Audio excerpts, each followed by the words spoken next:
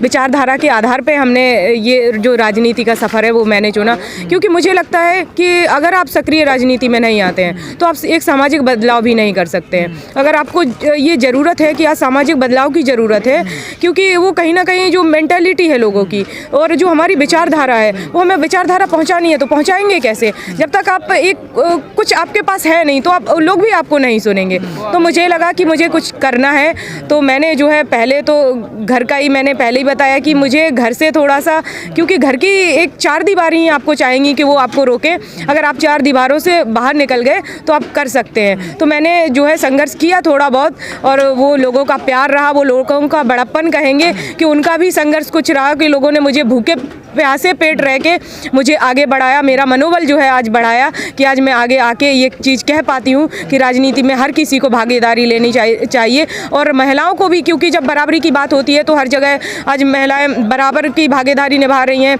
चाहे शिक्षा में हो या फिर जॉब वॉब को लेके हो, तो राजनीति में क्यों नहीं, सियासत में भागीदारी महिलाओं की कहाँ है, तो वो हमें ज़रूरत है, इसलिए मेरा आगे आना हुआ राजनीति में। जिस समाज से आप आती हैं उस समाज की रुकावटें बहुत ज़्यादा बड़ी होती हैं, आपने किसको अपना आइकन माना और उन बेड़ियों को सबको तोड़ा?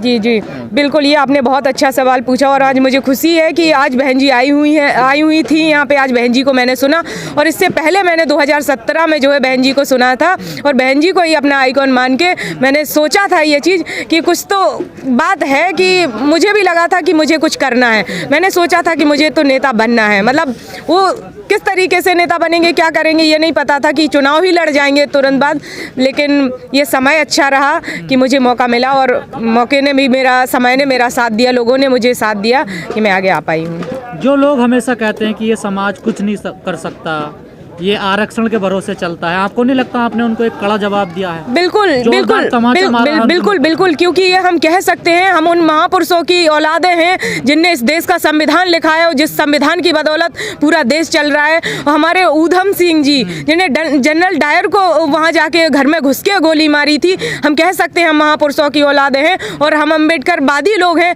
जिसके अंदर अम्बेडकरवाद की ज्वाला जल जाती है वो कभी बुझती नहीं है। तो हम तो संघर्षशील लोग हैं। हम जो आज पानी भी पीते हैं, पानी का गिलास उठाते हैं तो हम रेडी समझते हैं बाबा साहब का, कि उनकी बदौलत आज हम स्वच्छ पानी भी पी पा रहे हैं। तो कहाँ बेड़ियाँ, तो कहीं ना कहीं महापुरुषों ने हमारे इतना कुछ कर दिया, और आज हमारे पास सारी थोड़ी बहुत जो भी सुविधाएं हैं, या जो भी हमें 4-4 बार बहन जी का जो शासन है, आज हम लोग बोल पा रहे हैं कहीं ना कहीं, आज हमारी बराबरी से कहीं ना कहीं बात कर पाते हैं, बराबरी की सीटों पर हम लोग बैठ रहे हैं। तो ये कहीं ना कहीं बहन जी का 4 बार का शासन हम लोगों ने देखा है, तभी आज हम लोगों की ये हिम्मत हो पाई है कि आज हमको बराबरी का जवाब देते हैं। क्षेत्र से आप आती हैं, जिस धरती से आती हैं, वीरों की धरती है, चाहे झांसी लक्ष्मीबाई हो जी, चाहे फूलन देवी रही हो, चाहे अलाउद्दीन जी रहे हो, जी जी जी, लेकिन क्या वजह रही क्षेत्र का विकास नहीं हो पाया? देखिए, अब वो पहले की उस पर नहीं जाएंगे ना, अभी की बात करते हैं। अभी पहले बहन जी का शासनकाल रहा है, बहन जी के शासनकाल में आप देख लीजिए, हमें पैरामेडिकल कॉलेज जिससे मैं पढ़ के निकली हूँ वो बहन जी की देन है। मतलब इतना कुछ हुआ है जो बहन जी के शासनकाल में। दूसरी शिक्षा को लेके हम तो पहली चीज़ मानते हैं कि हम युवाओं को क्या चाहिए, पहली चीज़ शिक्षा हमको मिले।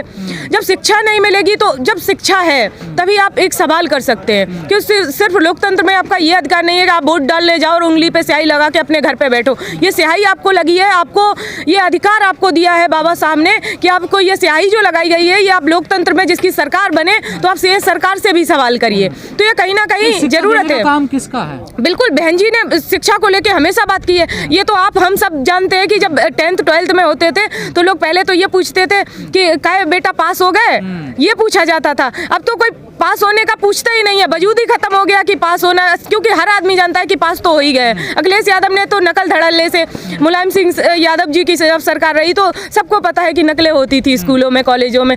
बहन जी के शासनकाल में शिक्षा को लेके एक बेहतर जो वो था प्लेटफॉर्म, शिक्षा को लेके हमेशा तवज्जो दी गई। नहीं, बहन जी ने तो तवज्जो दी है पूरे प्रदेश में शिक्षा को लेकर, लेकिन दूसरी सरकारों की क्या स्थिति है आपकी नजर? दूसरी सरकारों का देख लीजिए, जब से ये भाजपा सरकार है 2.5-3 साल होने जा रहा है, कहाँ है बच्चों का क्या है? वो कह रहे हैं कि कोरोना काल चल रहा है, घर में पढ़िए। अब जिनके पास वो फ़ोन ही नहीं है, एंड्रॉयड फ़ोन नहीं है, और अगर फ़ोन भी पहुंच गए, उन्हें अवेलेबल हो गए कैसे भी, तो उनका रिचार्ज बढ़ा दिया गया। भैया जब वो उनके घर में खाने पीने के लाले पड़े हैं, उनके पास रोजगार नहीं है, माँ बाप मेहनत मजदूरी करके जैसे तैसे पेट भर रहे हैं, आप उनको कह रहे हैं 250-300 का रिचार्ज कराइए, कैसे करा पाएंगे? वो पढ़ेंगे कैसे जब वो शिक्षा हम लोगों की बराबर नहीं है?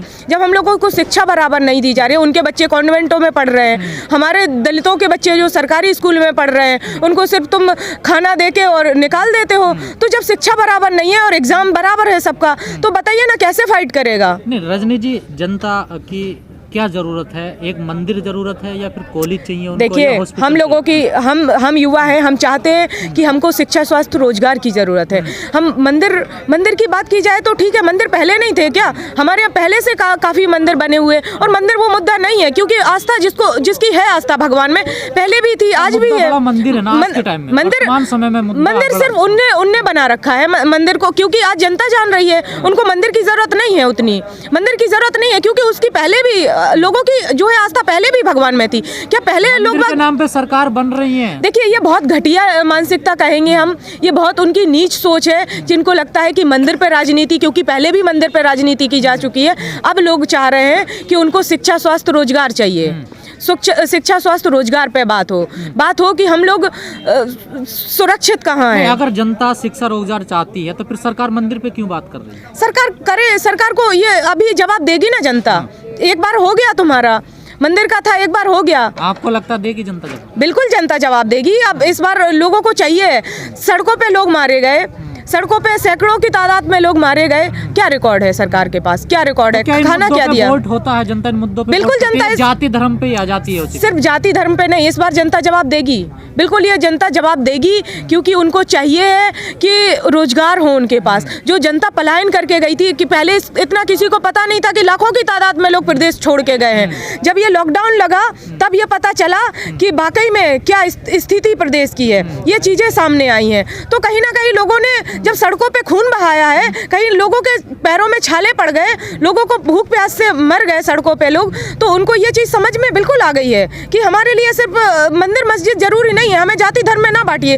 हम हिंदू मुस्लिम सब भाईचारे से रहते हैं, कब तक इस चीज़ पे राजनीति करोगे? ये घटिया चीज़ ना करिए। थोड़ी सी आपके हम क्षेत्र की बात कर लेते हैं। बुंदेलखंड में आज भी महिलाएं सर पे पानी ढोती हैं। देश को 70 साल हो गए आज़ाद हुए, अभी सरकारों ने क्यों नहीं पानी की व्यवस्था करी? देखिए ये उनसे सरकारों से भी जवाब मांगिए। और इससे पहले क्या है, हमारे बुंदेलखंड में वाकई पानी की बहुत स्थितियां खराब हैं। कहीं ना कहीं देखा जाए बहुत सूखा से जो है, कहीं तो ऐसा है कि बोर हो जाते हैं, पानी तक नहीं निकल रहा है। ये चीज़ें हैं तो ध्यान नहीं दिया गया, बस ऐसे ही चल रहा है। नेता भी बना देते हैं, उम्मीदों पर लोग वोट कर देते हैं, नेताजी 5 साल तक ध्यान नहीं देते हैं, जाते नहीं हैं जनता के बीच में, तो कैसे होगा? कहीं ना कहीं डेवलपमेंट के लिए जब नेता को जिसको चुन रहे हैं तो वो नेता ही नहीं जा रहा है। उनको पता ही नहीं है कि हमारे कितने पूरी विधानसभा में कितने गांव लगते हैं और कितने गांव में कहां क्या क्या चीज़ों की ज़रूरत है, उन्हें खुद नहीं पता है। तो ये चीज़ें हैं कि पूरा जो मुखिया बनेगा वो तो ठीक है, लेकिन जहाँ से आपने विधायक जो चुना है, या जिस क्षेत्र से आपको कहा जाए कि मुझे जिला पंचायत जिस क्षेत्र से चुना है, अगर मुझे 40-42 गांव का मुखिया लोगों ने बनाया, तो मेरी भी ये जिम्मेदारी बनती है कि मैं लोगों के बीच में जाऊँ, उनसे समस्याएं सुनूं कि उनकी मेन प्रॉब्लम्स क्या हैं, तभी तो आप बात करेंगे। अभी जो पहले अभी सर्वे में आया था, हमारे यहाँ से कई विधायक तो जो है उनके तो अटेंडेंस ही पूरी नहीं है, मतलब वो तो 1-2 बार ही विधानसभा गए हैं। तो ये चीज़ें उन्हें खुद नहीं पता है कि हमारे लोगों की ज़रूरत क्या है, तो काम नहीं हुआ है। कार्यकाल में क्या कर रही हैं जनता? देखिए हमारी तो मुद्दा भी वही था कि हम शिक्षा को लेके हमेशा सवाल उठाएंगे, और इसी चीज़ को लेके अभी भी हम लगे हुए हैं। क्योंकि अभी भाजपा शासन है, अध्यक्ष जी जो है हमारे भाजपा के ही हैं, तो वो कह देते हैं अभी कुछ है ही नहीं, तो कब होगा? क्योंकि जो सदस्य होता है, ये आप भी जानते हैं, अध्यक्ष मेन पावर होती है, सदस्य का काम होता है, जैसे प्रधान होता है तो प्रधान मुखिया हो गया, बाकी वार्ड के सदस्य हो गए, ऐसे ही हमारा काम है, हमारा अवगत कराना है। पक्ष में था या खिलाफ में? देखिए हमारे यहाँ तो वोटिंग ही नहीं होने दी, जो सत्ता पक्ष के था दूसरा पर्चा ही कोई नहीं भरा गया, तो वो तो निर्विरोधी बन गए, उनको वोट की जरूरत ही नहीं पड़ी, तो वो तो बन गए। थोड़ा राजनीतिक माहौल समझा जाए तो अभी आपकी नजर में क्या माहौल बनना है यहाँ पर? कौन सी पार्टी भारी है अभी? सच बताना। बिल्कुल यहाँ पे हमें सच तो, क्योंकि हम अपने जहाँ जा रहे हैं, हम 2-3 विधानसभाओं में तो अपना टाइम दे रहे हैं, जा रहे हैं, लोगों से मिल रहे हैं, तो हमारा जो है बसपा का वोट बहुत साइलेंट है। हो सकता है कि वो लोग कुछ भी दिखाने लगे, और पैसा देके भी, ये तो सबको पता है, दूसरी पार्टियां चूंकि उनका नाम नहीं, उनके वो धन्ना सेठ कह सकते हैं उनको, तो वो पैसे दे के भी हम कुछ गरीब लोगों को जो है कि आज का काम चल जाएगा, उनका तो पैसे दे के भी लुभाने का काम करते हैं और ले जाते हैं भी। पर हमारा जो वोट बैंक है वो बहुत साइलेंट है, ये तो आपको 10 मार्च को पता चलेगा। 17 में भटक गया था, 19 में। हाँ हो सकता है उस टाइम भटक गया था, जैसा भी है, क्योंकि पहले बहन जी थी, उसके बाद फिर अखिलेश यादव जी। तो अखिलेश यादव जी की जब गुंडागर्दी देखी लोगों ने तो उन्हें लगा, जब मोदी जी आए देश में तो उन्हें बड़ी बड़ी बातें और जुमलेबाजी जब फेंकी, लोगों को लगा अरे 15-15 लाख आएंगे, अरे ये होगा वो होगा, पर कुछ हुआ नहीं। उनको लगा फिर योगी जी के लिए अखिलेश सरकार में गुंडागर्दी होती है। अरे हमारे बुंदेलखंड में तो बिल्कुल या धड़ल्ले से हैं कि हम सुधार करेंगे ना इस बार, जो पहले क्या सुधार गलतियां हुई हैं, करेंगे? अब नई सपा है। अभी आप देख लीजिए उन्नाव में क्या हुआ, नेताजी के घर में जो है बेटी दफनाई हुई थी, गड़ी हुई मिली है। तो बताइए, हाँ मंत्री जी के जो भी है, जो भी नेताजी के बेटे ही कहेंगे, तो उनके घर में जब बेटी गड़ी मिली तो क्या गुंडागर्दी तो तुमने सरकार तुम्हारी हुई नहीं है, वो पहले ही चिल्ला रहे हैं। कार्रवाई करे पुलिस, तो क्या कार्रवाई क्या हो रही है? कार्रवाई क्या हो रही है? नेताओं को बचाने का काम तो किया जाता है। जब आधी रात को बेटी जला दी जाती है, प्रशासन कहाँ जाता है? जा रहे हैं सपा में कि मिशन जलाएंगे, मिशन को बचाना है, कि बहन जी ने मिशन खत्म कर दिया। क्या बहन जी ने कहाँ मिशन खत्म कर दिया? आज हमारे महापुरुषों को कौन, बसपा सरकार से पहले, बहन जी से पहले कौन महापुरुषों की बात करता था? कौन बाबा साहब को गले लगाता था? अखिलेश यादव जी, पहले ही कहा जाए कि अम्बेडकर पार्क को जब अय्यासी का अड्डा बताते हैं तो आप किस विचारधारा की बात करते हैं? अरे हमारे दलित लोग इतने बेवकूफ़ नहीं हैं, अब आपके बहकावे में बिल्कुल नहीं आने वाले। वो समझ रहे हैं, सब चीज़ उनकी आंखों के सामने है, सब चीज़ नज़रों के सामने है। और 10 मार्च को ये जनता आपको बता देगी कि असलियत क्या है। आप उनको बरगला नहीं सकते हैं ज़्यादा दिन तक। आप सहमत नहीं इस बात से कि बहन जी मिशन से नहीं भटके, लेकिन बाबा साहब के जो नाती हैं या जो उनके परपोत्र हैं वो तो अपील कर रहे हैं कि सपा को वोट दीजिए। देखिए, सपा के साथ मंच साझा कर रहे हैं, आप कह रही हैं कि सपा हमारे लिए। देखिए, मुझे नहीं पता है वो लोगों का क्या है क्या नहीं है। मैंने जितना जाना है, यहाँ पे आके जितना जाना है, बाकी अपने महापुरुषों को जितना पढ़ा है, मान्यवर साहब ने खून पसीने से सींच के ये पार्टी बनाई हुई है और हम बसपा का साथ देंगे आखिरी समय तक।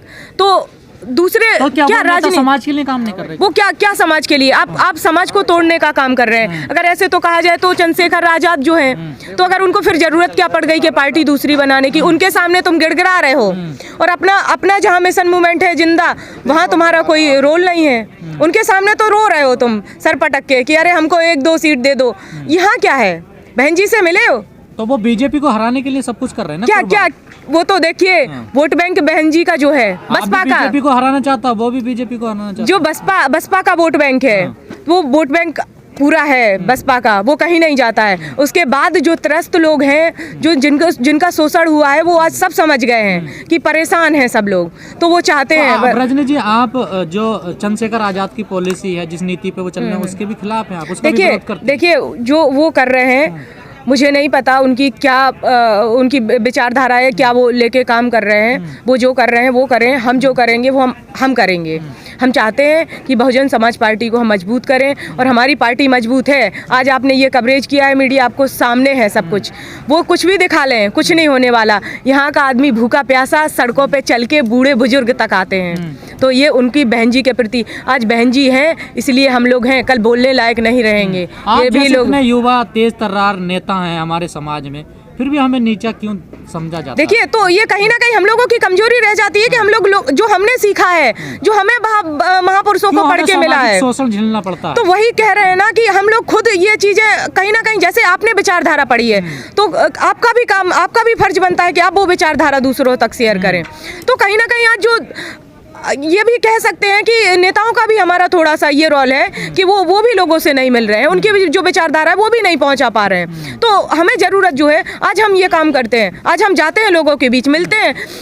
राजनीति से ज़्यादा हम सामाजिक तौर पे काम कर रहे हैं। हम चाहते हैं कि वो विचारधारा फिर से जिंदा हो। महापुरुषों की विचारधारा में कहीं ना कहीं ब्रेक आया है।